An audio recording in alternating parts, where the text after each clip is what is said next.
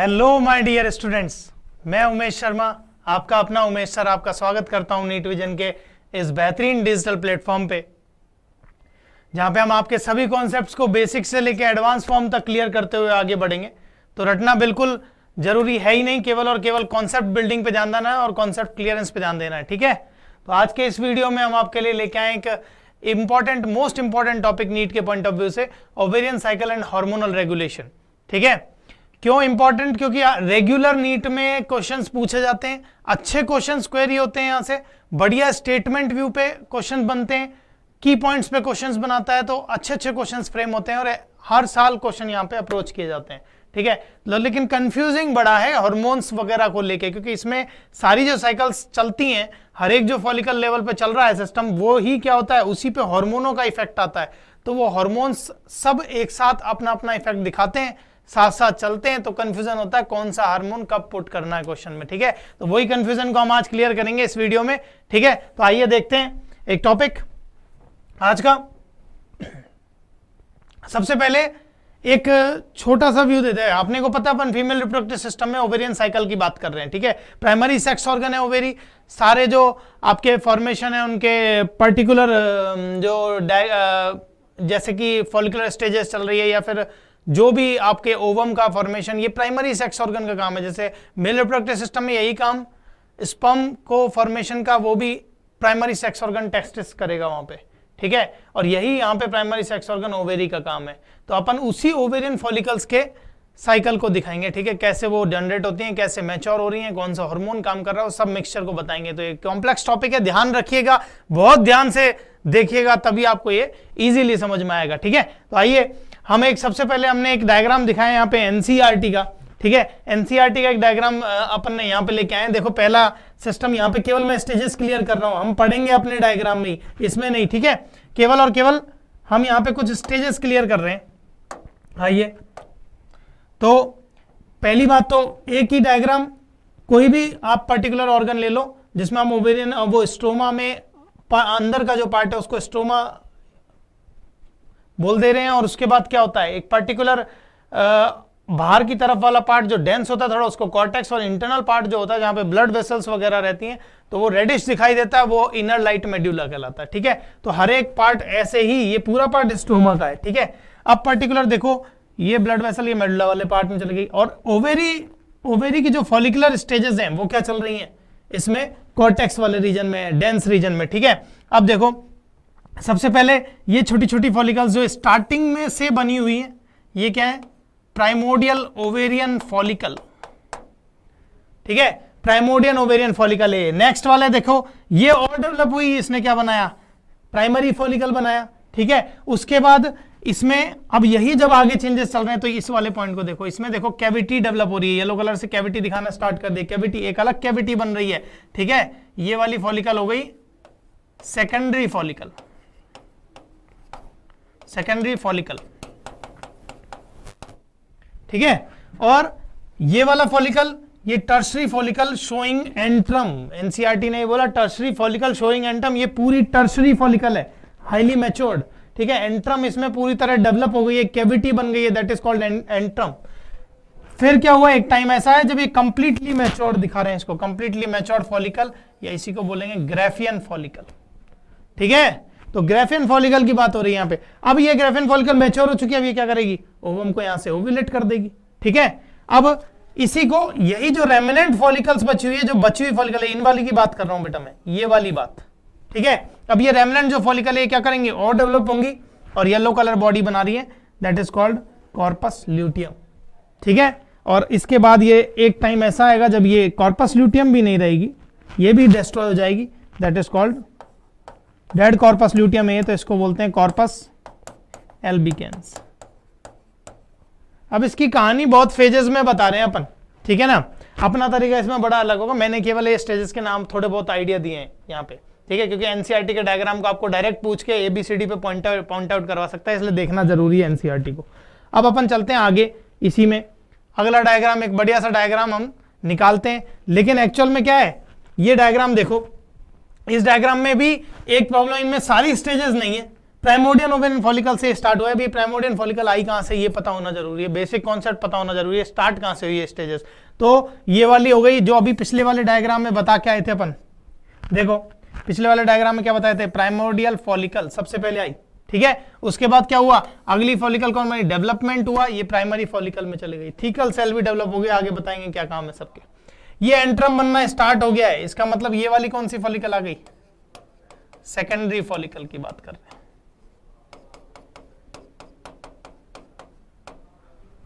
ठीक है, अब ये वाली कौन सी फॉलिकल है, ये कंप्लीटली मैच्योर्ड आपकी फॉलिकल, ग्रेफियन फॉलिकल, ये लिखा हुआ है देख लीजिए, Graafian follicle, completely matured follicle, क्योंकि इसी से बाद में क्या होने वाला, ओव्यूलेशन होने वाला है, ठीक है। और ओव्यूलेशन में मैंने आपको क्या बताया, एक लेयर, एक तो oocyte सेकेंडरी oocyte की फॉर्म में ओव्यूलेशन हो गया, साथ में जो लेयर्स हैं that is called zona pellucida, ठीक है। अब ये वाला, यही जो रेमिनेंट फॉलिकल है, जो बची हुई फॉलिकल्स हैं यहाँ पे, ये क्या होंगी, वापस मैच्योर होंगी हार्मोन की प्रेजेंस में, और येलो बॉडी बनाएंगे, जिसको अपन ने थोड़ी देर पहले क्या बोला था, कॉर्पस ल्यूटियम। समझ में आ गई बात। और यही कॉर्पस ल्यूटियम जो लास्ट में डेड हो जाएगी that is called corpus albicans, ठीक है। ये आपके लिगामेंट्स है जिनके थ्रू, क्योंकि ओवेरी को भी क्या है, अटैचमेंट चाहिए, तो वो बॉडी वॉल से, यूट्रस से अटैचमेंट होता है, डिफरेंट टाइम के लिगामेंट वहां पे सपोर्ट करते हैं उसको। तो यहाँ पे अपन क्या बोल रहे हैं, यहाँ पे ध्यान से देखो, यहाँ पे अपन ने केवल फिर से एक उसी डायग्राम का अच्छा फॉर्म देखा है हमने, ठीक है, बढ़िया से स्टेजेस दिख रही हैं आपको, ठीक है। अब लेकिन इसके बाद की कहानी सुनो, हम इसको पूरी ओवेरियन साइकिल को, क्योंकि ये सबसे पहले मैंने ये क्यों डाला, चाहे तो अपन अलग अलग भी बात कर सकते हैं, बिल्कुल अपन अलग अलग बात करेंगे, सारे डायग्राम भी हमने डाले हुए हैं, अलग अलग बात करेंगे हर स्लाइड पे। लेकिन एक्चुअल में अभी अपने को क्या देखना है, सबसे पहले अपने को कंप्लीट ओवेरियन साइकिल में मैं आपको पूरा समझाऊंगा, इसको एक में ही पूरी कहानी समझ में आ जाएगी पूरे वीडियो की। तो सबसे इंपॉर्टेंट ये कंप्लीट ओवेरियन साइकिल ही है, और वहीं से आपके सारे मैक्सिमम क्वेश्चंस आपके क्लियर हो जाएंगे। फिर भी हम आगे उनको और ओपन करके भी आराम से सैचुरेट करते हुए पूरा टॉपिक देखेंगे। अब देखो यहां पे अपन ने जो बात करी, ये डायग्राम अपन ने अलग से देखा है, बढ़िया डायग्राम है, उसी का दूसरा फॉर्म है, ठीक है। अब हम देखते हैं अपना डायग्राम, अपना अलग डायग्राम, ये अपन ने बनाया है, ठीक है। इसमें क्यों है, ये अपना बढ़िया क्यों है, इसमें अपन ने क्या सारी स्टेजेस दिखाई हैं, बेसिक से लेके स्टार्टिंग से लेके एंड तक की, ठीक है।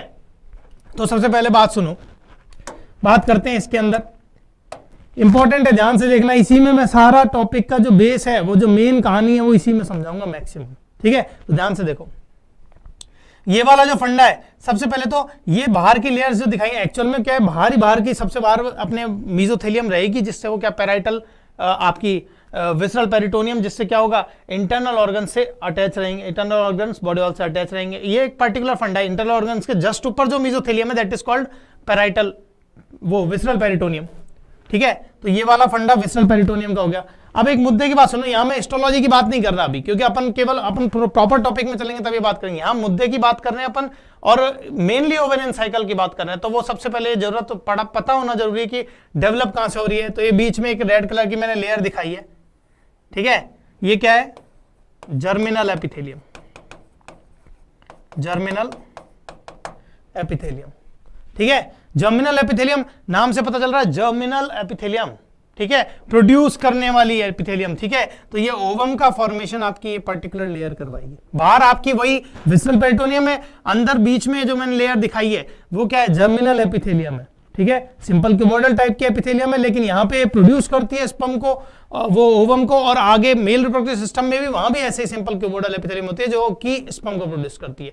तो ये जर्मिनेट कर रही है, स्पर्म और ओवम को प्रोड्यूस कर रही है, गैमेट्स को प्रोड्यूस कर रही है, इसलिए इसको बोल दिया हमने जर्मिनल एपिथेलियम, ठीक है। और अंदर वाली लेयर आपकी ट्यूनिका एल्बुजिनिया की, जो पर्टिकुलर फाइबर टिश्यूज से कनेक्टिव टिश्यू बनी हुई है, डेंस फाइब्रस कनेक्टिव टिश्यूज है, उसकी अभी हम बात नहीं कर रहे, क्योंकि हम केवल और केवल मुद्दे की बात पड़ी जर्मिनल एपिथेलियम, जो कि प्रोड्यूस करेगी ओवम को।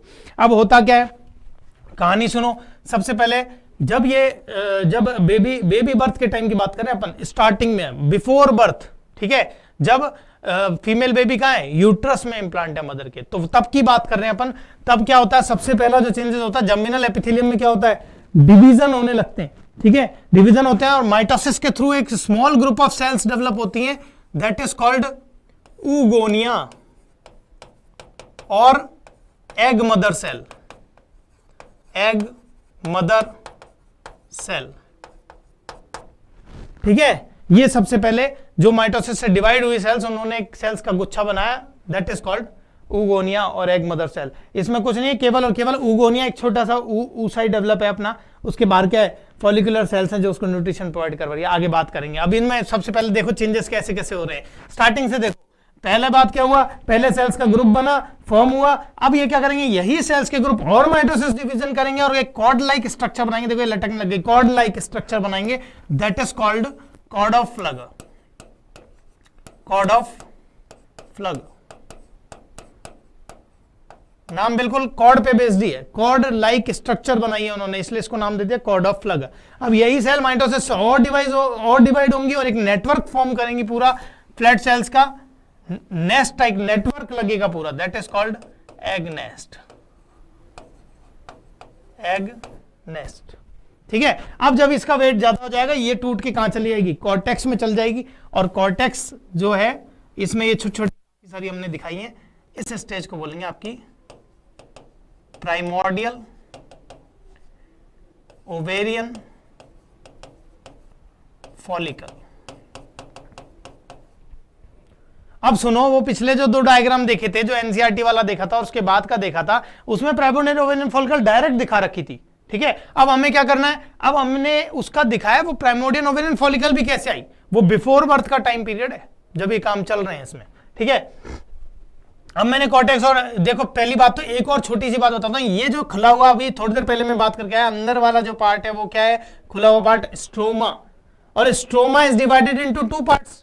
कौन कौन से, आउटर डेंस कॉर्टेक्स बाहर वाला, और ये वाला इनर रेडिश दिखाया मैंने लाइट, इसमें ब्लड वेसल्स है, नर्व्स है, इलास्टिन फाइबर्स है, ये बोल रहा है मेड्यूला। तो मैं यहीं पे इसको क्या करता हूं, पॉइंट आउट कर रहा हूं बाहर निकाल के। ये वाला कौन सा पार्ट हो गया, मेड्यूला, ठीक है, इनर लाइट मेड्यूला। और ये बाहर वाला जो खुला पार्ट है, that is called cortex, outer dense cortex. समझ में आ गई बात। और इन दोनों को मिला के आपका पूरा क्या बन रहा है, स्ट्रोमा बन रहा है, स्ट्रोमा। अब एक बात सुनो, ये जो सिस्टम है कॉर्टेक्स वाला, कॉर्टेक्स में डिफरेंट ओवेरियन स्टेज चल रही है, डिफरेंट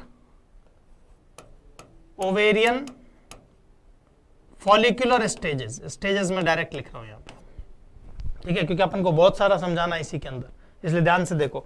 अब डिफरेंट ओवेरियन स्टेजेस यहां चलेंगी, और यहां पे मैंने आपको अभी थोड़ी देर पहले बताया, ब्लड वेसल्स होंगी, बीवी होगी, और बीवी वाली बीवी नहीं है, ब्लड वेसल की बात चल रहा है, और एलवी होंगी, लिम्फेटिक वेसल, नर्व होंगी, और भी बहुत other etcetera etcetera, elastin fibre वगैरह। तो ये रेडिश हल्का रीजन इसलिए दिख रहा है, और ये बाहर वाला आपका स्ट्रोमा जो थोड़ा डेंस है, क्यों, उसमें सारी ओवेरियन फॉलिकुलर स्टेजेस चल रही हैं। समझ में आ गई बात। अब सुनो, मैंने क्या बताया, जर्मिनल एपिथेलियम से पहले सेल्स का एक ग्रुप बना, that is called egg mother cell और ऊगोनिया। उसी सेल्स के ग्रुप में फिर माइटोसिस किया और डिवीजन किया, कॉर्ड लाइक स्ट्रक्चर बनाई, that is called cord of Pfluger. Cord of Pfluger फिर से और डिवीजन किया और एक नेस्ट लाइक नेटवर्क फॉर्म कर दिया, that is called egg nest. और ये टूट के जब बीच में आ गया, कॉर्टेक्स के अंदर आ गया, तो इन्होंने क्या बना दिया, इन्होंने खुद का एक छोटी छोटी फॉलिकल्स डेवलप हो गई, that is called primordial ovarian follicle. Primordial यानी आदिम, आदिम यानी पुराना, मतलब बहुत पहले की बात हो रही है ये प्राइमोर्डियल में, ठीक है। मतलब क्यों, क्योंकि बिफोर बर्थ की बात है, जब वो यूट्रस में है, स्टार्टिंग ओरिजिन पीरियड, तब से बन रहा है ये काम। तो जितना भी ये सारी की सारी स्टेजेस मैं आपको फिर से दिखा देता हूं। ये देखो, ये नंबर 1, ये number 2 cord of Pfluger, number 3 egg nest, number 4 primordial ovarian follicle. और ये सारी की सारी जो आपकी स्टेजेस हैं वो कब की हैं, एम्ब्रायोनिक पीरियड की। आई कि नहीं बात समझ में, ठीक है। तो ये चारों स्टेजेस है एम्ब्रायोनिक पीरियड की, ये चारों लिख देता हूं यहीं पे, ये मैंने एरोस से डिनोट कर दिया इसको, ठीक है। सारी बात एम्ब्रायोनिक पीरियड के अंदर है, अभी तक बेबी का बर्थ नहीं हुआ है, वो फीमेल मदर के यूट्रस में है अभी भी। वहीं ये चारों स्टेजेस, जितनी भी प्राइमोर्डियल ओवेरियन फॉलिकल को बनना होता है, वो वहीं बन के तैयार हो जाती हैं, ठीक है। Millions of primordial ovarian follicle present रहती है वहां पे, millions of, 2 million, 8 million, 7 million, 6 million, इतनी मिलियंस, ठीक है। इतनी सारी प्राइमोर्डियल ओवेरियन फॉलिकल बन के तैयार हो जाती है, और इनमें अब कोई चेंजेस नहीं होगा कब तक, प्यूबर्टी आने तक, मतलब बेबी बर्थ होगी इसके बाद, और इसमें कोई चेंजेस नहीं होगा इतने लंबे टाइम बाद। Puberty, you know that puberty का टाइम पीरियड क्या है, 12 to 14 ईयर ऑफ एज, तब तक इनमें कोई चेंजेस नहीं होंगे।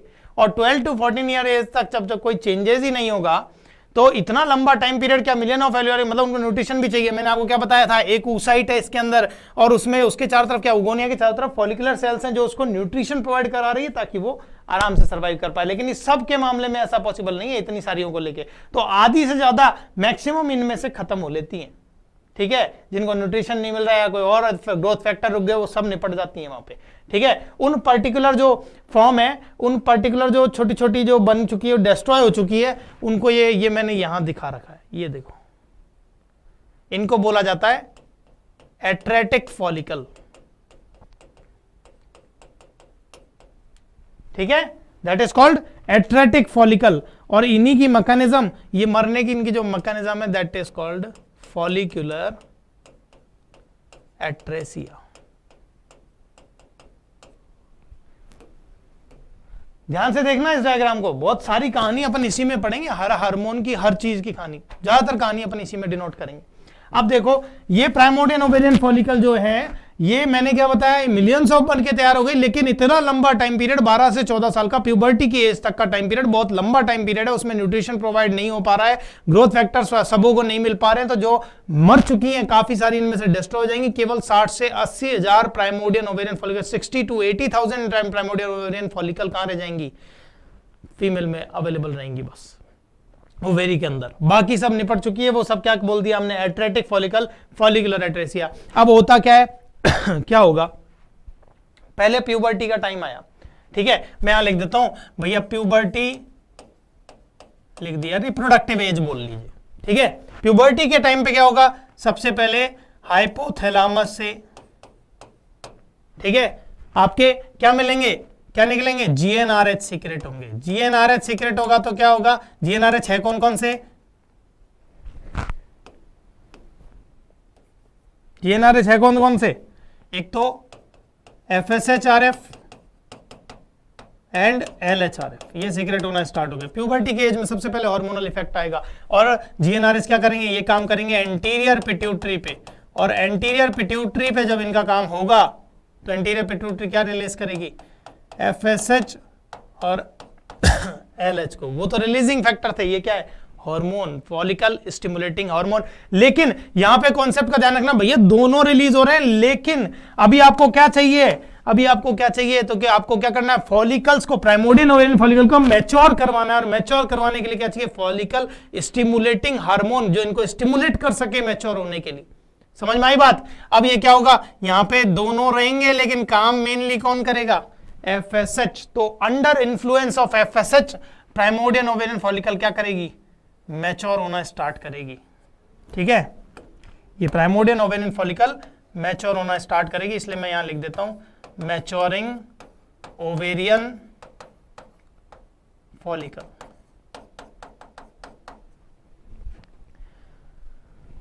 ठीक है, ध्यान रखिएगा ये बात। क्या हुआ, यहां पे प्राइमोर्डियल ओवेरियन फॉलिकल जितनी बननी थी एम्ब्रियोनिक पीरियड में बन चुकी। अब इनमें अगला चेंज कब आएगा, एट प्यूबर्टी एज और रिप्रोडक्टिव एज। वहां इनमें जब हाइपोथैलेमस एक्टिव होगा, वहां से आपके जीएनआरएच निकलेंगे, गोनेडोट्रोपिन रिलीजिंग हार्मोन, गोनेड्स पे जो काम करेंगे वो क्या करेंगे, एफएसआरएफ और एलएचआरएफ को सिक्रेट करेंगे। वहां से क्या होगा, एंटीरियर पिट्यूटरी पे काम होगा और वो स्टिमुलेट करेगा, किसको रिलीज करवाएगा, एफएसएच और एलएच को रिलीज करवाएगा। अब हमें फॉलिकल्स को स्टिमुलेट करनी है, तो मेनली वर्क जो यहां पे करेगा वो एफएसएच करेगा। तो ये मैच्योरिंग ओवेरियन फॉलिकल, इसमें अपन क्या लिख सकते हैं, किसके इन्फ्लुएंस में काम हो रहा है, under influence of FSH, follicle stimulating hormone, इनके इन्फ्लुएंस में ये काम चल रहे हैं, ठीक है। ये पहला मैच्योरिंग ओवेरियन फॉलिकल दिखा दिया है हमने। अब आगे सुनिए, आगे क्या होगा, मैं इन स्टेजेस को बाहर बाद में भी क्लियर करके दिखाऊंगा, सारी प्राइमोर्डियल को, प्राइमरी फॉलिकल, सबको क्लियर करेंगे अलग अलग में भी प्रॉपर, लेकिन यहां इतना प्रॉपरली इनका डायग्राम्स को नहीं दिखाया जा सकता, इसलिए मैंने फॉलिकुलर सेल को राउंड राउंड करके दिखा दिया है, ठीक है। अब क्या हुआ, अब एक बात सुनो, ये और मैच्योर हो रही है फॉलिकल। अब क्या हो रहा है, और मैच्योर, ये वाला देखो, एक ब्लू अलग डार्किंग और कर दी, थीकल सेल भी अवेलेबल होना स्टार्ट हो गई है अब, ठीक है। पर्टिकुलर टाइप ऑफ सेल, बताऊंगा काम क्या होता है इनका। ये क्या हो गया, इस स्टेज को हमने बोल दिया प्राइमरी फॉलिकल, प्राइमरी फॉलिकल। काम अभी भी क्या चल रहा है, अंडर इन्फ्लुएंस ऑफ एफएसएच चल रहा है काम। समझ में आ गई बात। अब आप ध्यान से सुनो, ये जो प्राइमरी फॉलिकल की बात है, प्राइमरी फॉलिकल में देखो उस साइड के चारों तरफ एक लेयर भी बन गई, ग्रीन कलर की एक लेयर दिखाई है। ये पर्टिकुलर लेयर, अभी आप एक बात सुनो, ये वाला जो साइट है उगोनिया जो चल रहा था अपना, ये क्या है 2n स्टेज में, मैं क्या बोल रहा था, माइटोसिस से डिवाइड होते हुआ है 2n स्टेज में अभी ये, ठीक है। अब ये वाली जो फंडा है, अब ये देखो प्राइमरी ओवेरियन फॉलिकल एक लेयर और आ गई, लेयर को मैं अलग से यहां ऊपर रिप्रेजेंट कर रहा हूं, that is called zona pellucida, मतलब प्राइमरी oocyte ने, ये कोई प्राइमरी एग मेम्ब्रेन है, क्यों, क्योंकि प्राइमरी oocyte ने खुद ने ये सीक्रेट करी है एक, ठीक है, एक पर्टिकुलर लेयर, डेड लेयर, वो आपका पर्टिकुलर डेड लेयर या फिर आपकी पर्टिकुलर एक लेयर जो एग खुद सीक्रेट कर रहा है, इसलिए इसको प्राइमरी एग मेम्ब्रेन बोल रहे हैं, ठीक है। काम क्या है भैया, एक राज की बात बता रहा हूं, राज की बात सुनना, गलती मतलब अपने और आपके बीच में ही रहनी चाहिए, गलत मतलब इसको कोई लीक वीक नहीं करना है अभी, क्योंकि हम इसकी बातें कहां करेंगे, आगे जब हमारा चैप्टर प्रॉपर वे में बढ़ेगा तब हम इसकी बातें पूछेंगे आपसे, ठीक है। तो जोना पेल्यूसिडा जो है वो एक्चुअल में काम क्या कर रही है, एक तो इसके प्रॉपरली प्राइमरी एग मेम्ब्रेन हो गई इसकी, दूसरा इन फ्रंट जब ये फर्टिलाइजेशन हो जाएगा, जायगोट बन जाएगा, तो उसको इम्प्लांटेशन जो कराना होगा फीमेल यूट्रस में, वहां भी ये सपोर्ट करेगी, उसको सही प्लेस पे इम्प्लांटेशन करवाने में मदद देगी, ठीक है। ये फ्यूचर, ये राज की बात है, अभी नहीं खोलनी भाई, अपने ही बीच में ये सब, ठीक है, तो खोलना भी नहीं है किसी को, ठीक है, लीक वीक नहीं करना, हाईली कॉन्फिडेंशियल है।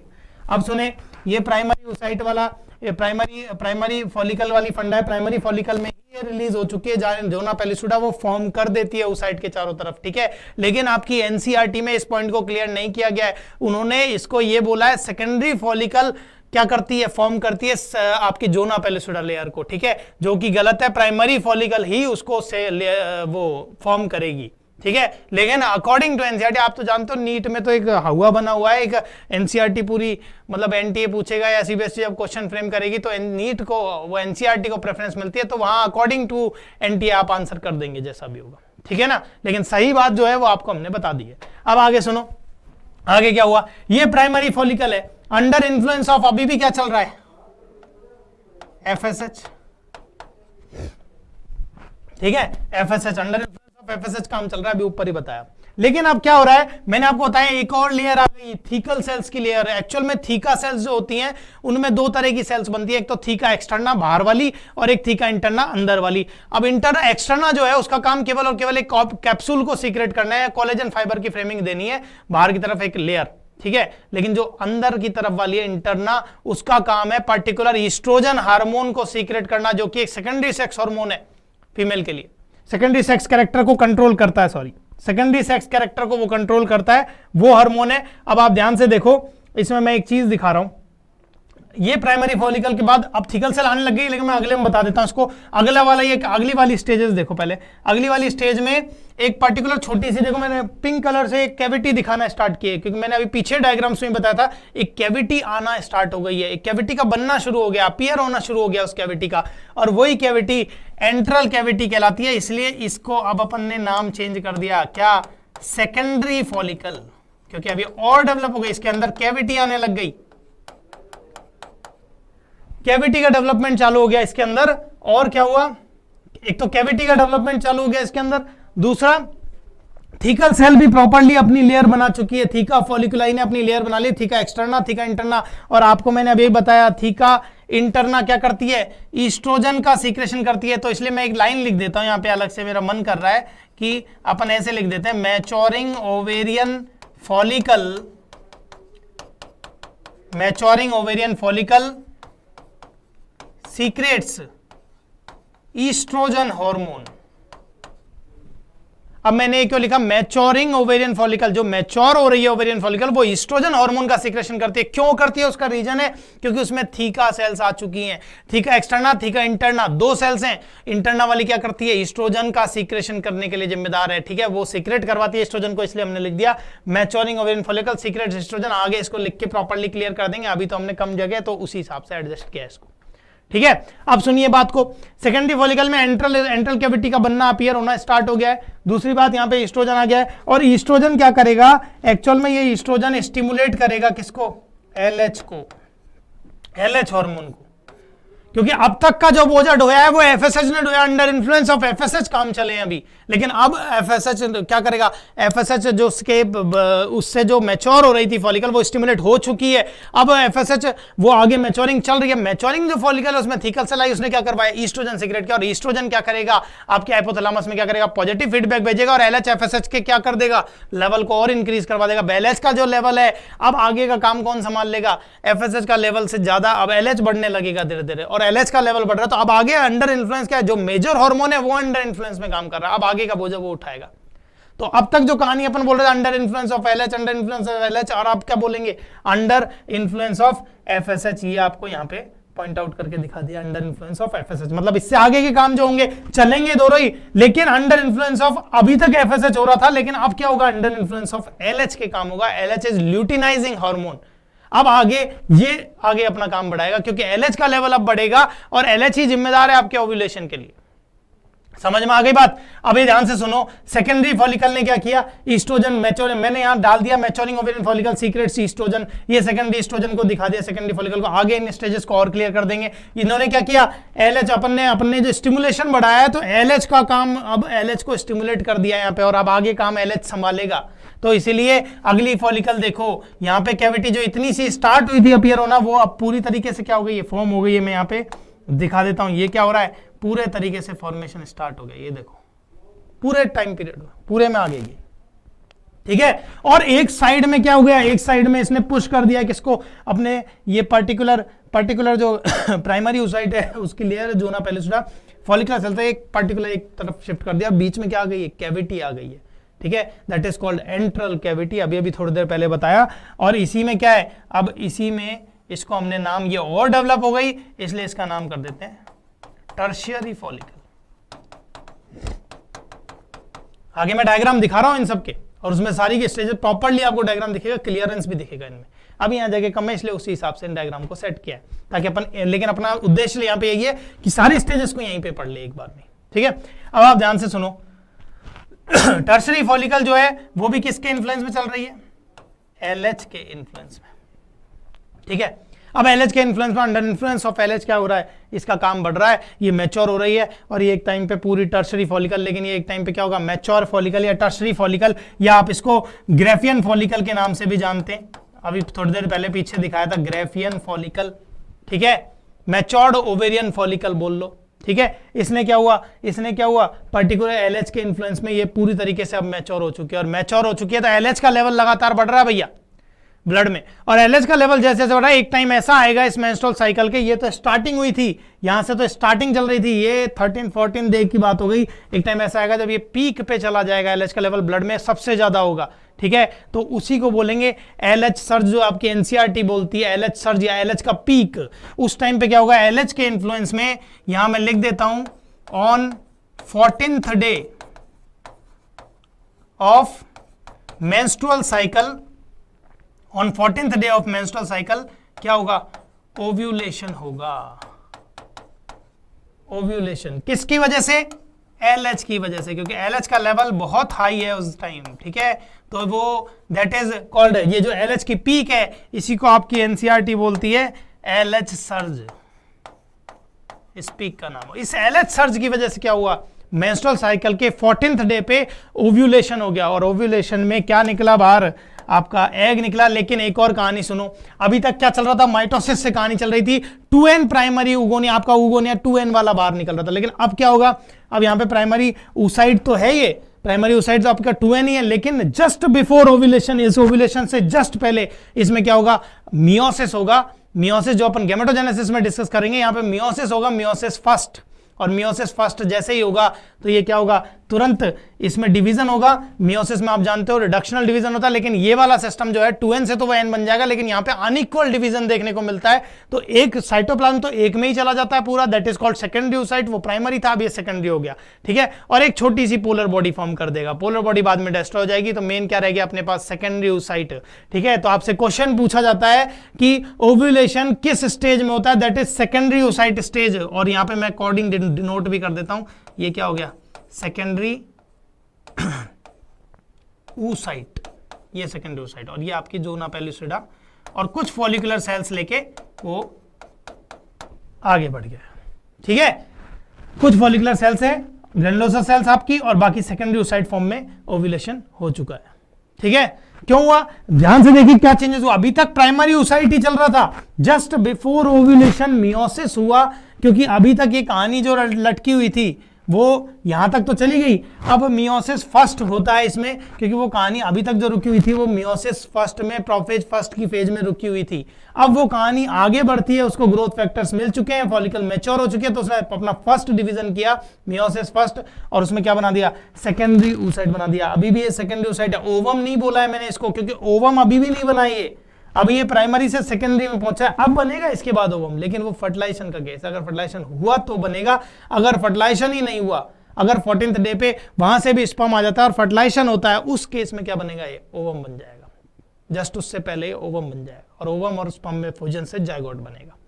लेकिन अभी ये नहीं हुआ है, तो इसको क्या हुआ, आपसे अगर ओव्यूलेशन पूछा जाए तो आप ओवम का नहीं बोलेंगे, ओव्यूलेशन किस स्टेज में पूछा जाता है तो सेकेंडरी oocyte स्टेज में उसका ओव्यूलेशन होता है। तो अपन ये सारी कॉलमिंग जो कर रहे हैं पूरी ओवेरियन साइकिल को एक ही डायग्राम में देख रहे हैं, इसीलिए ज्यादा अपन ने लिखा है यहाँ पे, यहाँ समझने का फंडा है, इसको मैं क्लियर भी कर दूंगा आगे चल के स्लाइड्स में।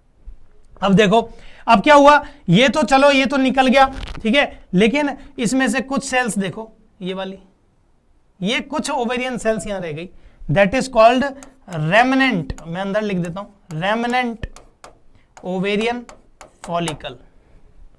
समझ में आ गई बात, इसको क्या बोलते हैं, रेमनेंट ओवेरियन फॉलिकल, बची हुई आपकी ओवेरियन फॉलिकल से ही, जो कुछ यहां छूट गई बाकी सब निकल गई।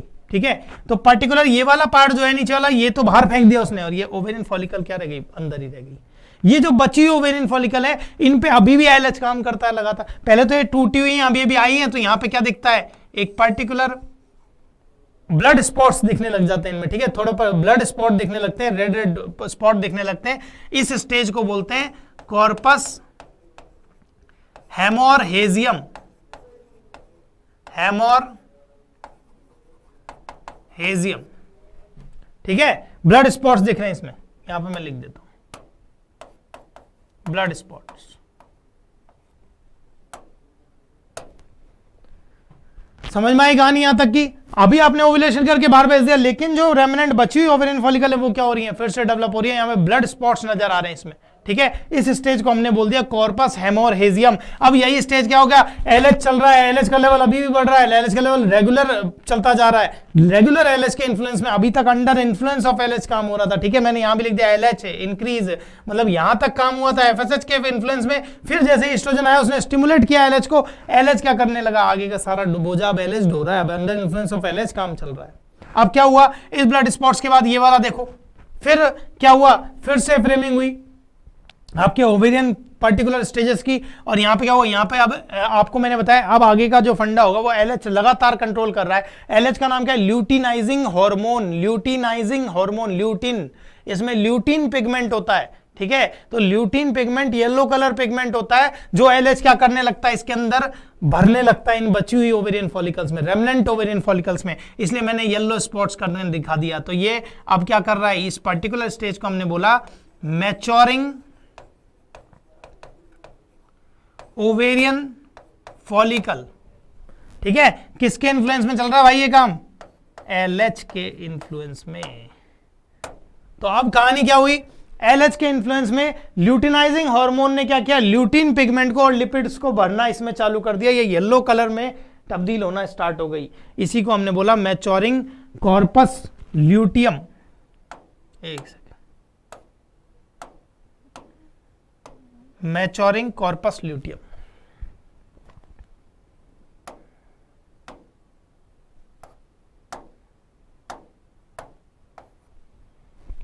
ठीक है, अब क्या कर रहे हैं, अब यही मैच्योरिंग कॉर्पस ल्यूटियम जो है, एक टाइम ऐसा आएगा जब ल्यूटिन LH का लेवल बढ़ता जाएगा, ये पूरी तरीके से ल्यूटिन पिगमेंट से इसको फिल कर देगा। और पीछे वाले डायग्राम में भी अपन ने क्या दिखाई थी, येलो वो स्टेजेस दिखाई, येलो बॉडी दिखाई थी, और ये येलो बॉडी बन के तैयार हो गई, that is called corpus luteum. अभी तक अपन इसको मैच्योरिंग बोल रहे थे, लेकिन अब क्या है, ये मैच्योर्ड हो चुकी है, मैच्योर्ड का पूरी तरीके से, जब ये येलो कलर शेप में येलो लिपिड ल्यूटिन और लिपिड से भर जाए, that is called matured corpus luteum. और ये इन्फ्लुएंस में काम किसको हो रहा है, अब LH का काम सुनो, LH क्या करता है, एक्चुअल में LH इसको मेंटेन कर रहा है, LH मेंटेन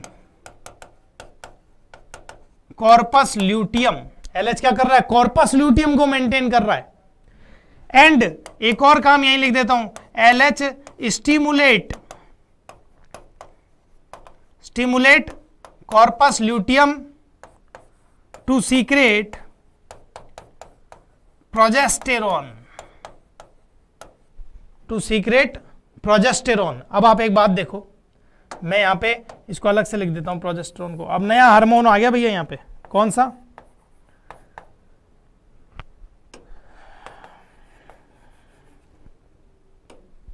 कौन सा हार्मोन आ गया, प्रोजेस्टेरॉन।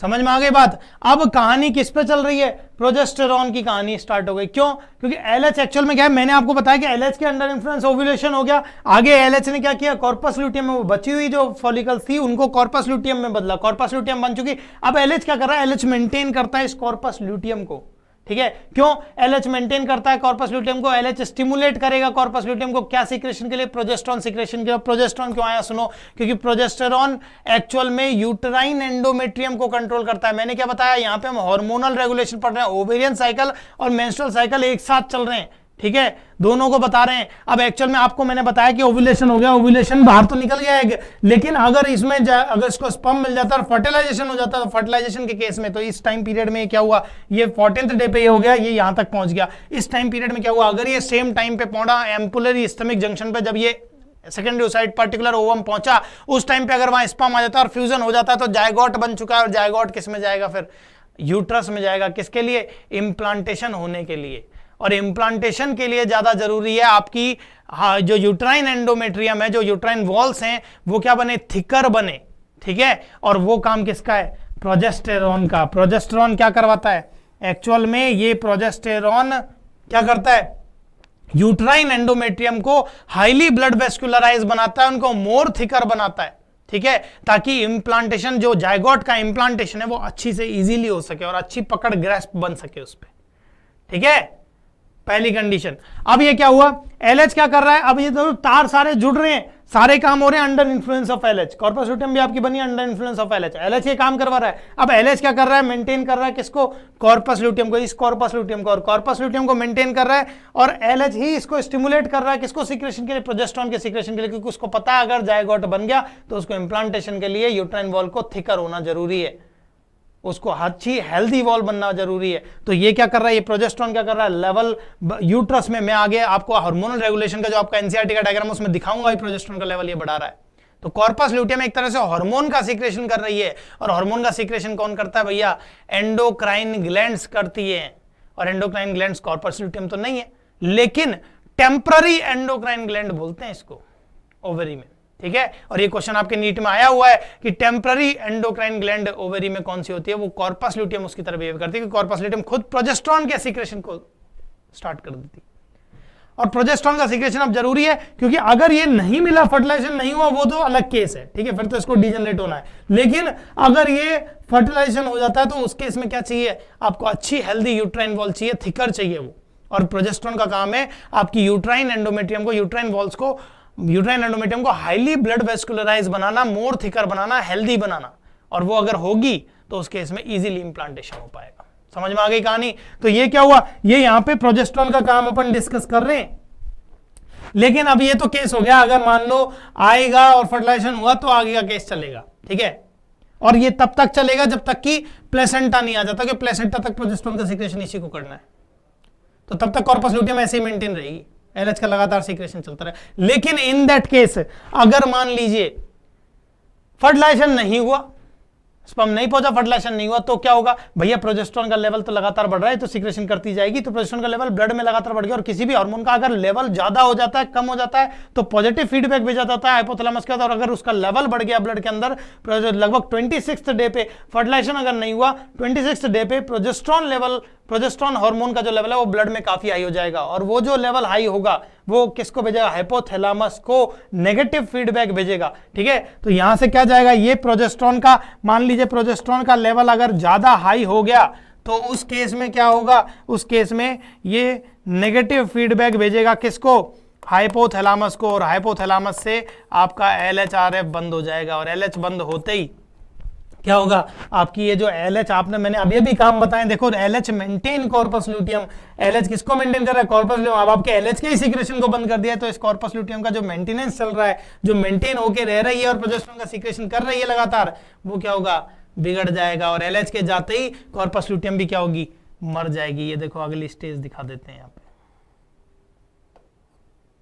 ये पर्टिकुलर ये मैंने छोटी छोटी क्रॉस शेप बना रखी है यहाँ पे क्रूसिफाइड, तो इसको हम बोलते हैं कॉर्पस एल्बिकेंस। ये है क्या एक्चुअल में, डेड कॉर्पस ल्यूटियम, जो मरी हुई कॉर्पस ल्यूटियम है। समझ में आ गई कहानी। तो अगर फर्टिलाइजेशन नहीं होता है, प्रोजेस्टेरोन का लेवल हाई होगा, नेगेटिव फीडबैक भेजाएगा हाइपोथैलेमस को, और हाइपोथैलेमस से LHRF को बंद किया जाएगा, एंटीरियर पिट्यूटरी पे काम आएगा, वहां से LH बंद हो जाएगा। और LH के बंद होते ही आपकी मेंटेन होना बंद हो जाएगी, प्रोजेस्टेरोन का लेवल ऑटोमेटिकली डाउन हो जाएगा, और ये भी मर जाएगी, और क्या हो जाएगी, कॉर्पस एल्बिकेंस कहलाएगी। ठीक है, अब वापस से वही मेंस्ट्रुएशन स्टेज चालू हो जाएगी, वही ब्लड फ्लोइंग जो स्टेज है वो स्टार्ट हो जाएगी, और वापस से साइकिल फिर से वहीं से प्राइमोर्डियल ओवेरियन फॉलिकल से फिर चलेगी, फिर मंथ की साइकिल चलेगी। समझ में आ गई बात। तो एक्चुअल में मेंस्ट्रुअल साइकिल ये जो चेंजेस होते हैं उसमें ओवेरियन साइकिल और आपके यूट्राइन, ओवेरी और यूट्रस दोनों जगह चेंजेस चलते रहते हैं, साइकिल चलती है पूरी 28 डेज की, दैट इज मेंस्ट्रुअल साइकिल। तो यही ये अगर एक भी टॉपिक समझ में आ गया तो मेंस्ट्रुअल साइकिल भी समझ में आ जाएगा, वही डायग्राम में यहां भी समझाऊंगा। ठीक है, अब क्या हुआ, अब ये तो कहानी अपन ने क्या बताई, पूरी की पूरी कहानी जो समझाई है, ये एक्चुअल में ये कहानी जो है वो पूरी ओवेरियन साइकिल यहीं पे है, और यहां से ही आपके सारे क्वेश्चन लगेंगे, कितने ही क्वेश्चन कैसे ही प्रोड्यूस कर दो, कैसे ही सेंटेंस फ्रेम को, सारे क्लियर होंगे। लेकिन अब कहानी अपन और अच्छे से बढ़िया से ही पढ़ लेते हैं, आगे चलते हैं, इसको और बढ़ाते हैं, चलो और देख लेते हैं। अब हमने इनको छोटे छोटे एक अलग अलग पॉइंट ऑफ व्यू में बांट दिया कि मान लो ओवेरियन साइकिल को अपन को अलग अलग डालना है। तो देखो अपन ने स्टार्ट किया था, वही कहानी बोल रहा हूं जो पीछे बोली थी, तो ये रिवीजन हो रहा है भैया एक तरह से। ठीक है, बहुत ज्यादा हार्ड कुछ नहीं है इसमें। अब आप सुनो, at puberty GnRH from hypothalamus, यही बोला अपन ने, GnRH क्या आएगा, हाइपोथैलेमस से आएगा, ये हाइपोथैलेमस रहा। समझ में आ गई बात। अब क्या होगा, अब क्या होगा, स्टिमुलेट कर दिया किसने इसको, इसने हाइपोथैलेमस से स्टिमुलेट हुआ किसको, एंटीरियर पिट्यूटरी को। और यहां के बाद क्या है आपका, तुरंत आपके FSH और LH पहुंच गए हैं। देखो ये दिखा दिया भैया, FSH और LH। लेकिन इसमें भी एक खास बात, मैंने क्या बताया यहाँ पे, मैंने क्या बताया था, याद हो तो, कि मेनली फॉलिकल स्टिमुलेटिंग हार्मोन, नाम क्या है इसका, नाम लिख देता हूं भैया, फॉलिकल स्टिमुलेटिंग हार्मोन, फॉलिकल को स्टिमुलेट करने वाला हार्मोन। तो अभी ये फॉलिकल जो है वो उगोनिया को क्या करने लग जाएंगी, डेवलपिंग बनाने लग जाएगा, और बढ़ने लग गया उगोनिया। समझ में आ गई बात। अब ये कहानी मैंने बताया, अंडर अभी FSH आया सबसे पहले, दोनों आ गए हैं, लेकिन लेवल मेनली यहां काम कौन कर रहा है, फॉलिकल को स्टिमुलेट करना है, तो ये FSH यहां पे काम करेगा। अब आगे चलते हैं, चलो। फॉलिकल में है क्या, मैंने बताया oocyte और ग्रेनुलोसा सेल। मैंने बताया oocyte है, उसको चारों तरफ फॉलिकुलर सेल है, ग्रेनुलोसा सेल से जो उसको न्यूट्रिशन प्रोवाइड कर रही है, और उससे क्या बन रहा है आपका प्रॉपर फॉलिकल बन जा रहा है। ठीक है, अब आगे चलते हैं।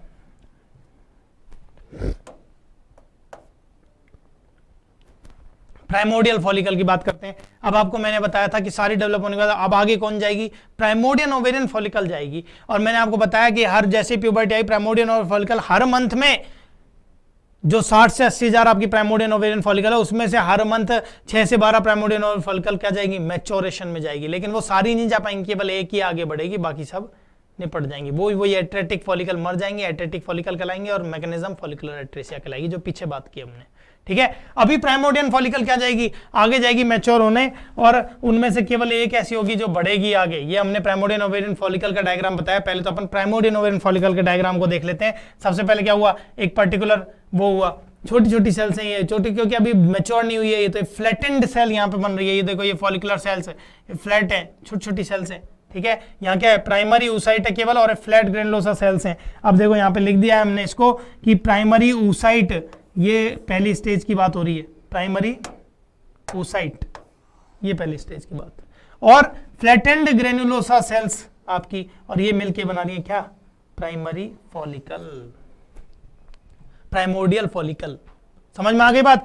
oocyte और ग्रेनुलोसा सेल्स बन के क्या बनाया, प्राइमोर्डियल फॉलिकल। तो ये प्राइमोर्डियल फॉलिकल का एक्चुअल डायग्राम आपको दिखाया, जो हमने पीछे छोटा सा वैसे ही रो डायग्राम बनाया था। वो रॉ डायग्राम था, वहां पे सारी चीजें दिखानी थी इसलिए छोटे छोटे रॉ डायग्राम बनाए थे। अब यहाँ प्रॉपर डायग्राम आपको दिखेगा, ठीक है। अब एक बात सुनो, अब क्या हुई, उसके बाद हमने कहा कि FSH LH इंक्रीज होंगे जैसे जैसे, वैसे क्या होगी आपकी मेनली काम कौन कर रहा है, लेकिन ये जरूर ध्यान रखना भैया मेन काम किसका हो रहा है यहाँ पे, ये पर्टिकुलर मेन काम ये FSH का चल रहा है, ठीक है, क्योंकि फॉलिकल को स्टिमुलेट करने वाला ये हार्मोन है। ये क्या करेगा, ग्रोथ करवाएगा किसमें, 6 to 10 primordial follicle per month में ग्रोथ चल रही है भैया ये। लेकिन इनमें से क्या है, केवल और केवल एक आगे बढ़ेगी, only 1 follicle outgrow further others, और सबको डिनोट करवा के एक फॉलिकल केवल आगे बढ़ेगी, और ये क्या होगा, बाकी सब किस में चली जाएंगी। मैंने आपको क्या बोला, ज्यादा से ज्यादा 6-7 जाती जितनी भी जाए, लेकिन जाना आगे किसी एक को ही चुना जाएगा जो सबसे पहले आगे बढ़ पाएगी, और बाकी जो है वो वहीं निपट जाएंगी, वहीं रेस्ट हो जाएंगी। They are called atretic follicle and the mechanism of death is called follicular atresia. तो वही बोल दिया, रेस्ट अंडरगो एट्रेसिया। आगे चलते हैं, आप कौन आई आपकी फिर बन के, मैंने आपको बताई मैच्योरिंग ओवेरियन फॉलिकल तो हो गई, अब वो किस में कन्वर्ट होगी, प्राइमरी फॉलिकल में। आप प्राइमरी फॉलिकल को देख लेते हैं।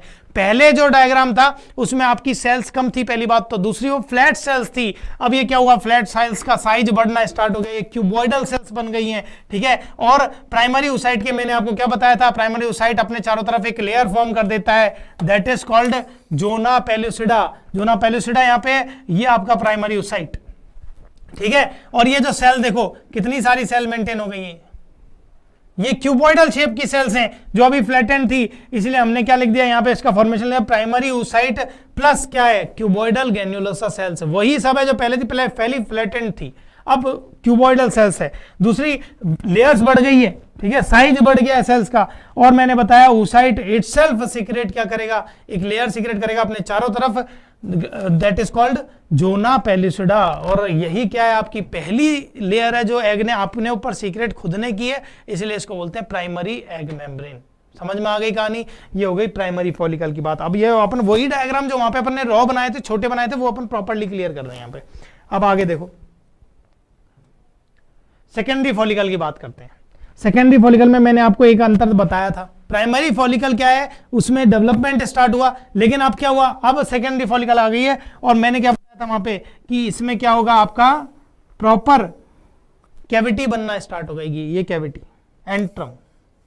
एंट्रल कैविटी अपीयर होने लग जाएगी। दूसरा सुनो, आपकी वही की वही जोना पेलुसिडा है, यहाँ पे वही का वही प्राइमरी oocyte है, इनके चारों तरफ इंटेक्ट लेयर, जोना पेलुसिडा के बाहर जो ग्रेन्युलोसा सेल्स हैं जो इसके इंटेक्शन में है, बिल्कुल इंटेक्ट है इससे, that is called corona radiata, बाहर वाली, जस्ट बाहर वाली।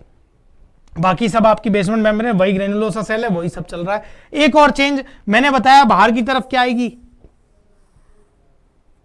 स्टार्टिंग में दूसरे डायग्राम में भी हमने देखा था, थीकल सेल्स, थीका फॉलिकुलाई डेवलप होने लग गई, देखो बाहर।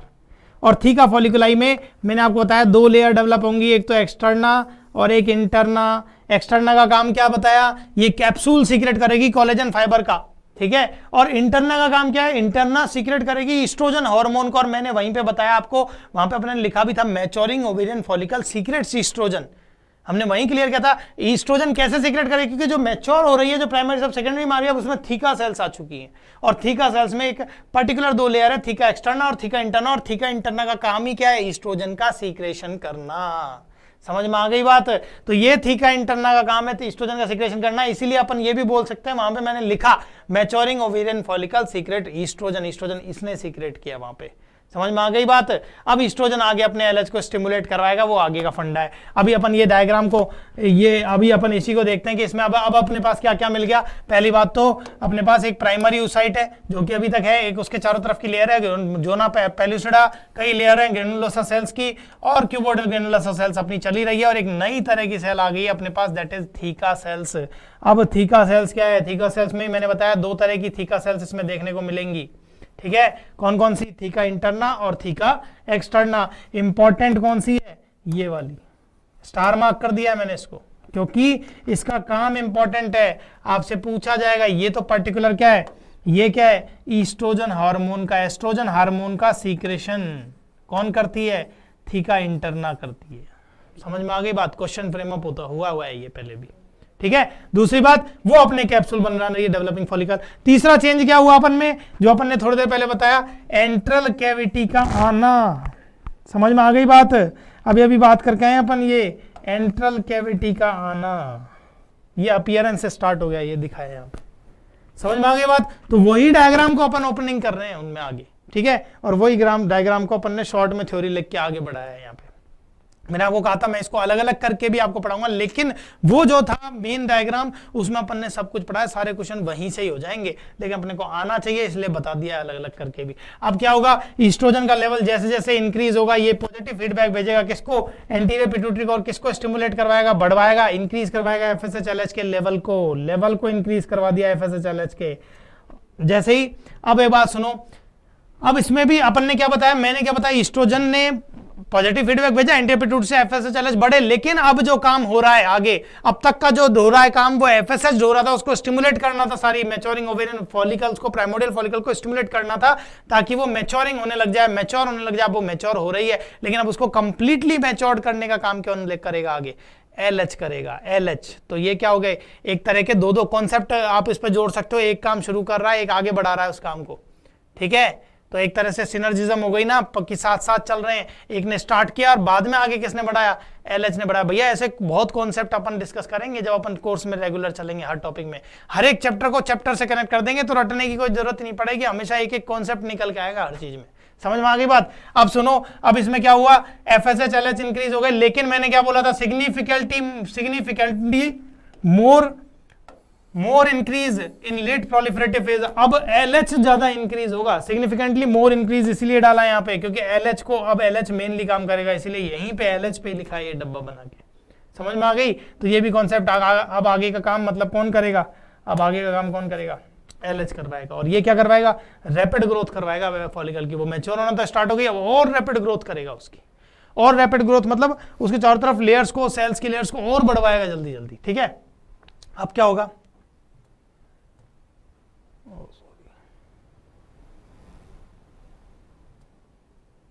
देखो, फॉर फाइनल ग्रोथ और development, follicular growth, ovulation, final जो ग्रोथ है ओव्यूलेशन करवानी है, उसके लिए एलएच सर्ज इंपॉर्टेंट है। मैंने आपको बताया एलएच का लेवल बढ़ेगा, एलएच मोर इंक्रीज होगा प्रोलिफरेटिव फेज में, और वहां क्या करेगा, फॉलिकुलर ग्रोथ भी तेजी से करवाएगा और ओव्यूलेशन भी तेजी से करवाएगा। अंतर भी देख लो आप, यहाँ एलएच में देखो, एलएच में कितना हो रहा है, 6 to 10 फोल्ड्स बढ़वा रहा है, जबकि एफएसएच कितना बढ़वा रहा है, 2 to 3 फोल्ड।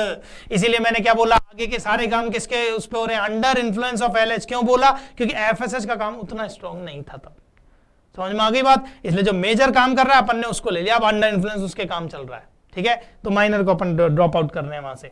अब देखो, जब ऐसा होगा तो ये क्या करेंगी, इंक्रीज एलएच का जो लेवल है, इंक्रीज जो एलएच का लेवल है वो कन्वर्ट कर रहा है किसको, ग्रेनुलोसा और थीकल सेल्स को, किसके लिए, प्रोजेस्टेरॉन सीक्रेशन के लिए। मैंने आपको क्या बताया, आगे की जो भैया वो तो ओव्यूलेशन होके तो निकल गई, अब जो पीछे बची हुई है वो पहले ब्लड स्पॉट दिखाएगी, कॉर्पस हेमोरेजियम कहलाएगी, और उसके बाद क्या हो रहा है, कॉर्पस ल्यूटियम में बदलेगी यही एलएच के प्रेजेंस में।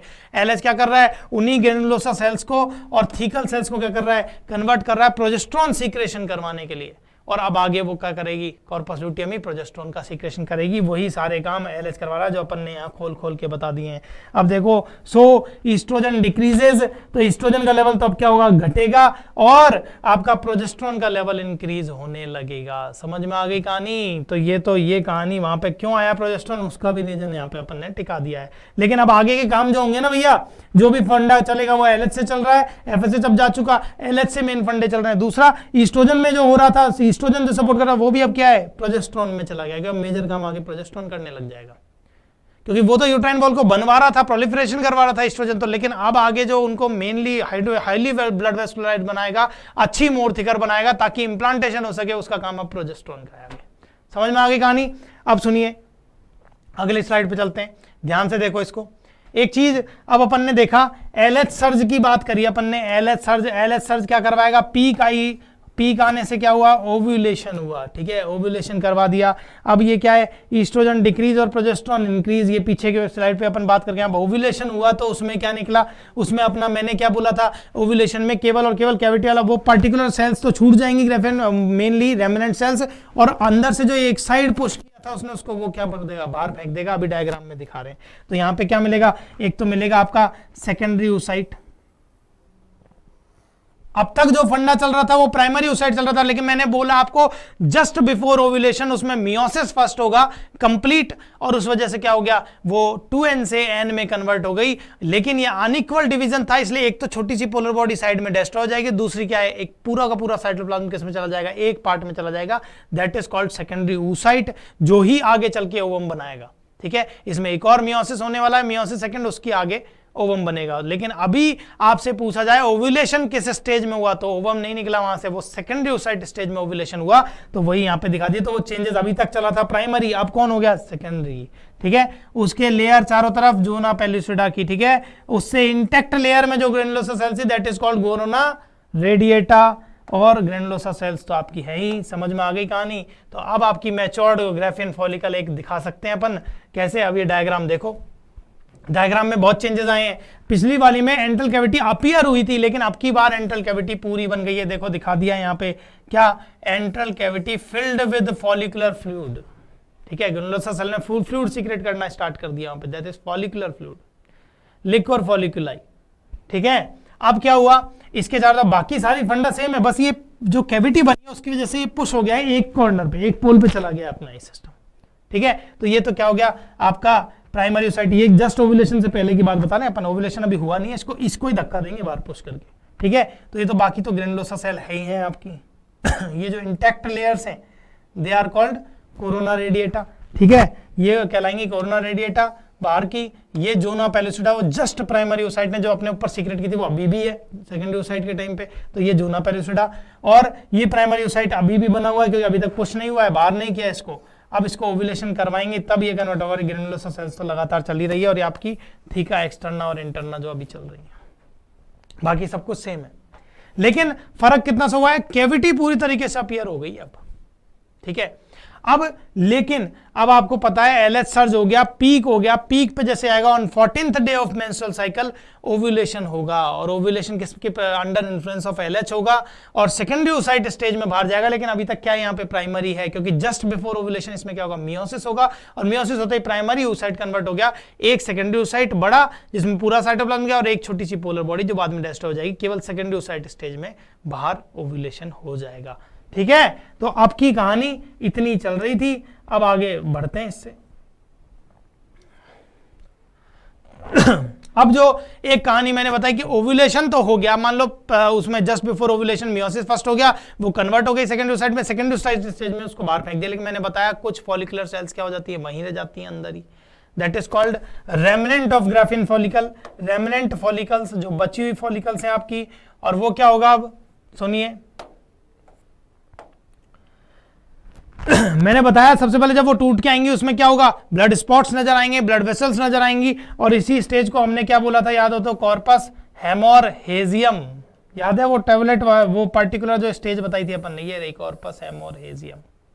ठीक है, अब ये कॉर्पस हेमोरहेजियम में क्या होगा, यही आगे एलएच के इन्फ्लुएंस में और क्या होंगी, डेवलपमेंट होगा, इसका डेवलपमेंट होगी, तो ये आगे इसमें क्या करेगा, मैंने बताया एलएच कौन है, luteinizing hormone, luteinising, lutein yellow colour का पिगमेंट है, तो ये ल्यूटिनाइजिंग हार्मोन, ल्यूटिनाइजिंग पिगमेंट को, ल्यूटिन पिगमेंट को और लिपिड को इसमें भरना स्टार्ट कर देगी, जिससे एक येलो कलर की बॉडी बनेगी, दैट इज कॉल्ड आपकी कॉर्पस ल्यूटियम।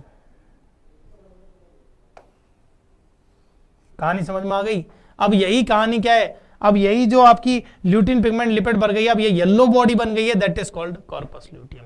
अब इससे आगे का काम जो क्या करेगा, कॉर्पस ल्यूटियम चलाएगा। मैंने क्या बताया आपको, कॉर्पस ल्यूटियम आपके पर्टिकुलर ईस्ट्रोजन और प्रोजेस्टेरोन का सीक्रेशन करवाएगा। ठीक है, तो अब कॉर्पस ल्यूटियम को क्या करा, मैंने बताया आपको एलएच मेंटेन करेगा कॉर्पस ल्यूटियम को, और कॉर्पस ल्यूटियम क्या करेगी, LH stimulate corpus luteum to secrete progesterone. मैंने केवल प्रोजेस्टेरॉन लिखा, एक्चुअल में ईस्ट्रोजन प्रोजेस्टेरॉन दोनों है, लेकिन हम प्रोजेस्टेरॉन क्यों बोल रहे हैं, क्योंकि सारा मुद्दे का काम अब आगे इससे चलेगा। मेनली है मेजर जो है उसको फॉलो करना है, क्वेश्चन में मेजर को आंसर करना है हमेशा, ठीक है। तो जो कंफ्यूजन आपको होता है इनके क्वेश्चनों में, वो कंफ्यूजन बिल्कुल क्लियर हो जाएगा, वो नहीं होगा आपसे, ठीक है। तो ये सीक्रेट क्या करा इसने, प्रोजेस्टेरोन करा, ईस्ट्रोजन करा, ठीक है। और दूसरा काम भी दिखा दिया, maintain low secretion rate of FSH-LH. अब एफएसएच-एलएच की सीक्रेशन रेट को धीरे धीरे कम कर लेगा, लो सीक्रेशन को मेंटेन करेगा अब, क्योंकि आगे बढ़ाना है। अगर मिल गया तो बढ़ाता रहेगा, चलता रहेगा जैसे तैसे। लेकिन अगर फर्टिलाइजेशन नहीं हुआ इन दैट केस, तो उसके केस में अलग फंडा बन जाएगा। मैं आपको दिखा देता हूं। अब यहाँ पे हमने दो केस दिखा दिए, अगर फर्टिलाइजेशन हुआ और अगर फर्टिलाइजेशन नहीं हुआ। तो हम 2 केसों की लगातार बात कर रहे थे। किस केसेस पे, देखो अगर फर्टिलाइजेशन हो गया तो मैंने आपको क्या बताया, कॉर्पस ल्यूटियम मेंटेन रहेगी कब तक, टिल फॉर्मेशन ऑफ प्लेसेंटा तक। तो लिख दिया for maintain progesterone secretion till formation of placenta. तो फॉर्मेशन ऑफ प्लेसेंटा, क्योंकि तब तक आपको अब इंप्लांटेशन होगा, और इंप्लांटेशन होगा तो आपको यूट्राइन वॉल एंडोमेट्रियम जो है वो क्या थिकर चाहिए, हाईली ब्लड वेस्कुलराइज्ड चाहिए, अच्छी लेवल की चाहिए। तो उसमें क्या होगा, आपको किसकी जरूरत पड़ेगी, ये काम किसका है, प्रोजेस्टेरोन का। और ये आपका प्रोजेस्टेरोन सीक्रेशन, और प्रोजेस्टेरोन सीक्रेशन कब मेंटेन रहेगा, जब कॉर्पस ल्यूटियम मेंटेन रहेगी। तो एलएच का काम चलता रहेगा, और वो मेंटेन रहेगी कब तक रहेगी, तब तक जब तक कि प्लेसेंटा नहीं आ जाता। क्योंकि प्लेसेंटा आने के बाद ये काम प्लेसेंटा करने लग जाएगा, टेम्पररी एंडोक्राइन ग्लैंड वो बन जाएगी फिर। लेकिन तब तक इसको मेंटेन करना पड़ेगा। ये तो कहानी हुई जब फर्टिलाइजेशन हुआ। अगर फर्टिलाइजेशन नहीं हुआ तो क्या होगा, after about 12th day of fertilization degeneration start हो जाएगा। डीजनरेशन किसका, आपकी कॉर्पस ल्यूटियम का। 26th डे मैंने आपको क्या बताया, अगर नहीं हुआ तो 26th डे पे हाइपोथैला वो आपके प्रोजेस्टेरोन हार्मोन का लेवल क्या है, ब्लड में बढ़ता चल जाएगा। और जैसे जैसे हार्मोन का लेवल बढ़ेगा तो वो नेगेटिव फीडबैक भेजेगा किसके पास, हाइपोथैलेमस के पास, और वहां से एलएचआरएफ को बंद किया जाएगा। एलएचआरएफ बंद हुआ, वहां से एंटीरियर पिट्यूटरी स्टिमुलेट करवाता है एलएचआरएफ किसको, एलएच सीक्रेशन को, एलएच रिलीज करवाता है एलएच को। वो एलएच का रिलीजमेंट भी बंद हो जाएगा, और बंद होते क्या हो जाएगा, डीजनरेशन हो जाएगा आपका किसका, कॉर्पस ल्यूटियम का। और ये क्या किस में बदल जाएगी, कॉर्पस एल्बिकेंस। ये दिखा दिया, जिसको हमने क्या बोला था, डेड कॉर्पस ल्यूटियम। समझ में आ गई बात। अब कॉर्पस ल्यूटियम क्या, कॉर्पस एल्बिकेंस का कोई खास काम नहीं, आगे ये सारी चीजों को कंट्रोल करने लगेगा। क्योंकि अब क्या होगा, अब पर्टिकुलर फ्रेम होगा। पहले तो डिक्रीज ईस्ट्रोजन एंड प्रोजेस्टेरोन, ठीक है, डिक्रीज कर दिया ईस्ट्रोजन किसको, लेवल को डिक्रीज कर रहा है भैया हार्मोन, क्योंकि अब जरूरत नहीं है भैया, फर्टिलाइजेशन हुआ ही नहीं तो साइकिल फिर से चलो, मेंस्ट्रुएशन भी तो होगा, मेंसेस होगा। तो उस कंडीशन में क्या होगा, पॉजिटिव फीडबैक। ये जो डिजीज जाएगा, एक तो 2 फर्क होगा, एक तो फंडा क्या है, एक तो डिक्रीज हो, ये अब जो ये बंद गए हैं ईस्ट्रोजन प्रोजेस्टेरोन के, अब कोई नीड नहीं हो, कम होते जा रहे हैं। जैसे जैसे कॉर्पस एल्बिकेंस बनेगी, कॉर्पस ल्यूटियम गई तो प्रोजेस्टेरोन वगैरह का लेवल भी डाउन होगा तो क्या होगा, एंटीरियर पिट्यूटरी को पॉजिटिव फीडबैक जाएगा किसके लिए, वापस से अपने एफएसएच और एलएच को इंक्रीज करने के लिए। क्योंकि एफएसएच एलएच अब क्यों चाहिए, क्योंकि नई साइकिल भी तो शुरू करवानी है भैया। अगर इसमें फर्टिलाइजेशन नहीं हुआ तो अगले महीने क्या होगा, फिर नई साइकिल चलेगी, फिर प्राइमोर्डियल ओवेरियन फॉलिकल मैच्योर होगी। समझ में आ गई बात। तो फिर से वही फंडे चलेंगे, तो लिख दे न्यू साइकिल बिगिंस, ठीक है। ये तो कहानी। अब एक और चीज, पार्टिकुलर पॉज इन, अगर ईस्ट्रोजन प्रोजेस्टेरोन का जो पॉज लगा है, जो अब बंद हुआ है, वो उसी से क्या होगा, आपका मेंस्ट्रुएशन चलना चालू हो जाएगा। तो मेंस्ट्रुएशन भी चालू हो गया, और ये डिक्रीजमेंट जो होगा इससे आगे आपकी नई साइकिल भी शुरू हो जाएगी। ये कॉर्पस एल्बिकेंस बनने के बाद की कहानी, ठीक है। अब आप एक चीज देखो, इससे आगे देखते हैं।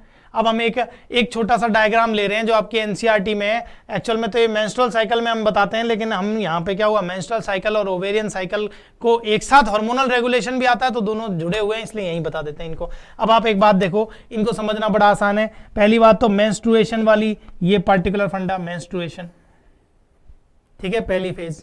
दूसरी फेज आपकी फॉलिकुलर फेज, जब फॉलिकल्स आपकी डेवलप हो रही है, प्रोलिफरेटिव फेज भी बोल सकते हो, क्योंकि आपकी एंडोमेट्रियम भी धीरे धीरे बन रही है। अब इसके बाद देखो, ये ओव्यूलेटरी फेज आ गई, ये यहाँ मैं लिख सकता हूँ ओव्यूलेटरी फेज। अगर आप बनाना चाहो तो एक और फेज बना देते हैं, समझ में आनी चाहिए भाई, ये बात, मुद्दे की बात वही है। दूसरे बात फिर हमने लिख दिया एक ल्यूटियल फेज, ठीक है, और लास्ट में नई साइकिल बिगिन। अब ध्यान से देखो इसको, इसमें हो क्या रहा है। सबसे पहले देखो, मैंने आपको क्या बताया, सारे हार्मोन एक साथ चल रहे हैं कि नहीं, लगातार चल रहे हैं कि नहीं चल रहे हैं, तो हर कोई होता है। अपन को केवल मेजर वाले को पॉइंट आउट करना है क्वेश्चन में हमेशा। अब आप एक बात सुनो, पहले एफएसएच आया, और ये एफएसएच आने की वजह से आपकी प्राइमोर्डियल ओवेरियन फॉलिकल क्या हुई, ये क्या हुई, प्राइमोर्डियल ओवेरियन फॉलिकल, ये मैच्योर होना स्टार्ट हो गई, ठीक है। ये आपकी मैच्योरिंग ओवेरियन फॉलिकल हो गई, ये आपकी क्या हो गई, प्राइमरी फॉलिकल, प्राइमरी फॉलिकल, ठीक है। अब यहां देखो कैविटी बनना स्टार्ट हो गई, कैविटी बनना स्टार्ट हो गई किसमें, एंट्रल कैविटी किसमें स्टार्ट हुई थी, अपनी सेकेंडरी फॉलिकल में, ठीक है। उसके बाद क्या हुआ, इंटरनल कैविटी कंप्लीट हो गई, मतलब ये पर्टिकुलर मैच्योर फॉलिकल, ठीक है, ग्राफियन फॉलिकल की बात कर रहा है, ठीक है। अब मैंने क्या बोला, ये पर्टिकुलर पार्ट को पुश आउट कर दिया जाएगा, ये पुश आउट कर दिया, ये आपका ओव्यूलेशन हो गया on 14th day of menstrual cycle, ठीक है। और इसके बाद क्या होगा, ये जो रेमिनेंट फॉलिकल है, रेमिनेंट जो बची हुई फॉलिकल है, इनमें क्या होगा, एलएच अपना ल्यूटिन पिगमेंट बढ़ना स्टार्ट कर देगा और ये क्या बनाएंगी, ये कॉर्पस ल्यूटियम का फॉर्मेशन करेंगी, ये कॉर्पस ल्यूटियम हो गया आपका डेवलपिंग, ठीक है। और ये बॉडी अब प्रोजेस्टेरॉन का सीक्रेशन करने लग जाएगी। अब आप एक बात ध्यान से देखो, प्रोजेस्टेरॉन का सीक्रेशन जब कॉर्पस ल्यूटियम कर रही है तो देखो प्रोजेस्टेरॉन का लेवल बढ़ा कि नहीं बढ़ा। अभी तक जो प्रोजेस्टेरॉन का लेवल देखो नॉर्मल चल रहा है, नॉर्मल चल रहा है बस। अब देखो कॉर्पस ल्यूटियम ने क्या किया, प्रोजेस्टेरॉन को सीक्रेट किया, प्रोजेस्टेरॉन सीक्रेट हुआ, तुरंत ही लेवल बढ़ गया, बढ़ा कि नहीं ग्राफ में। एलएच की ईस्ट्रोजन की पीक देखो, ईस्ट्रोजन आया, ईस्ट्रोजन ने हमें फॉलिकल को डेवलप किया, 14 डे पे लगभग सबों की पीक रहती है, एलएच की लेकिन सबसे ज्यादा पीक है 14th डे पे, ये एलएच की सबसे ऊपर पीक, हाई पीक पे रहता है एलएच, इसी पीक को बोला जाता है, ये जो एलएच की पीक है यही क्या है, एलएच सर्ज के नाम से बोला जाता है एनसीईआरटी में इसको। इसी की वजह से ओव्यूलेशन हुआ आपका 14th डे पे, एलएच की पीक की वजह से, ठीक है। तो अंडर इन्फ्लुएंस ऑफ एलएच चल रहे हैं, अब आगे काम है, अभी अंडर इन्फ्लुएंस ऑफ एलएच आगे काम चलना चालू हो गए, ठीक है। तो जहां जहां अपन ने पॉइंट आउट किया था, और नीचे भी देखो, नीचे मेंसेस के तुरंत बाद ये प्रोलिफरेशन धीरे धीरे एंडोमेट्रियम बन रहा है, लेकिन मैंने आपको क्या बताया, प्रोजेस्टेरॉन का ये जो कॉर्पस ल्यूटियम क्या कर रही थी, ये कर रही थी प्रोजेस्टेरॉन का सीक्रेशन, और ये प्रोजेस्टेरॉन का जो सीक्रेशन है, यही प्रोजेस्टेरॉन का सीक्रेशन क्या करवा रहा है, आपके एंडोमेट्रियम को थिकर बना रहा है, क्या बना रहा है, थिकर बना रहा है, हाईली ब्लड वेस्कुलराइज बना रहा है, हाईली ब्लड वेस्कुलराइज्ड, और यही हाईली ब्लड वेस्कुलराइज की वजह से अच्छे से थिकर बन रही है, ताकि अगर फर्टिलाइजेशन हुआ तो यहाँ पे इम्प्लांटेशन हो सके, ठीक है। अगर नहीं होता इन दैट केस तो क्या होगा, फिर से नई साइकिल बिगिन हो जाएगी। समझ में आ गई कहानी। तो ये वही कहानी थी, हमने पहले मेन डायग्राम में उसी में ही सब कुछ पढ़ लिया था, हमने बाकी बाद में डायग्राम्स को दिखाने के लिए उनको खोल खोल के अलग अलग स्लाइड्स पे दिखाया सारी थ्योरी को, ठीक है। और उसके बाद हमने हार्मोनल रेगुलेशन का जो मेंस्ट्रुअल साइकिल से रिलेट करता है डायग्राम, इसको भी हमने साथ में ले लिया, क्योंकि हमें कहानी समझ में आने लगती है इसकी इजीली, कैसे फ्लक्चुएट कर रहे हैं सारे हार्मोन्स के लेवल्स, ठीक है। तो आज के ये जो वीडियो है, अब इसमें देखो ये जो फंडा टॉपिक का है, इसके अंदर अपन क्या देख रहे हैं, यहां तक अपन ने बात करी। अब एक प्रॉब्लम देख लेते हैं, चलो एक छोटा सा आइडिया, इसमें तो बहुत क्वेश्चन बनते हैं, अपन एक प्रॉब्लम उठा के देख लेते हैं। Which of the following phenomenon is not associated with ovulation, ठीक है। ओव्यूलेशन के लिए एसोसिएट कौन सा फिनोमेना इसमें से ओव्यूलेशन से एसोसिएट नहीं करता, कि ओव्यूलेशन पे बहुत क्वेश्चन आते हैं। तो भैया एलएच सर्ज क्या है, आपकी एलएच की पीक थी, ठीक है, कब आती है, 14th डे पर, और इसी की वजह से आपका क्या होता है, ओव्यूलेशन। तो ये वाला बिल्कुल एसोसिएट करता है, ठीक है। दूसरा देखो, डिक्रीज इन ईस्ट्राडायोल, ईस्ट्राडायोल का डायरेक्टली कोई रिलेशन नहीं है भैया ओव्यूलेशन से, ठीक है। ये सेकेंडरी सेक्स हार्मोन जो है, ये पर्टिकुलर सेकेंडरी सेक्स कैरेक्टर को जो कंट्रोल करता है, ये पर्टिकुलर डायरेक्ट कोई रिलेशन नहीं है, इसलिए ये इससे एसोसिएट नहीं हो सकता। नेक्स्ट देखो, complete development of Graafian follicle, Graafian follicle जब डेवलप होगी तभी तो क्या होगा, ओव्यूलेशन होगा सेकेंडरी oocyte स्टेज में। समझ में आ गई बात। तो ये भी क्या है, कंप्लीट डेवलपमेंट होना जरूरी है ओव्यूलेशन के लिए, ठीक है। तो चौथी बात देखो, रिलीज ऑफ सेकेंडरी oocyte, और आपको मैंने बताया था किसका रिलीजमेंट होता है, secondary oocyte। Just before ovulation क्या होता है, इसमें प्रॉपर्ली मियोसिस फर्स्ट हो जाता है, और उसके बाद क्या होता है, एक आपकी सेकेंडरी oocyte बन जाती है और एक पोलर बॉडी छोटी सी फॉर्मेशन हो जाती है। तो सेकेंडरी oocyte स्टेज में रिलीज होता है, तो ये भी इससे एसोसिएटेड। तो आंसर क्या हो गया इसमें, नॉट एसोसिएटेड पूछ रहा है, तो डिक्रीज इन ईस्ट्रोजन, ठीक है। तो आप इन पर्टिकुलर कॉन्सेप्ट्स को ध्यान रखें। Thank you. आज के इस वीडियो में इतना ही। अपन जो इसके पर्टिकुलर कॉन्सेप्ट्स हैं इनका ध्यान रखें, क्योंकि इसमें क्वेश्चंस जो होते हैं थोड़े कंफ्यूजिंग होते हैं। बच्चे सारे हार्मोन एक साथ चलते हैं, इसलिए बच्चे इसमें क्या करते हैं, कंफ्यूजन क्रिएट होता है। लेकिन आपको हमेशा मेजर वाला जो हार्मोन है, पर्टिकुलर मैंने स्टेजेस क्लियर किए कि कहाँ कहाँ आपको किसके अंडर इन्फ्लुएंस रखनी है उन चीजों को, ठीक है। तो thank you for watching this video. आपके सभी